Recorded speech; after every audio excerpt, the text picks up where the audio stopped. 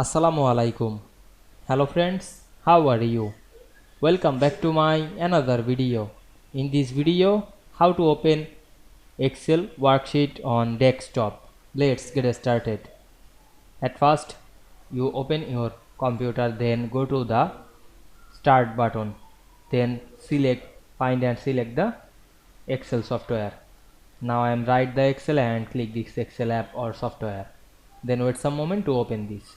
Now we can see here many option. Now I am click the new option. Then we can see here many template. You can open any template, otherwise create a blank worksheet. Now I am select this blank worksheet option. Now we can see we make a blank worksheet easily. You can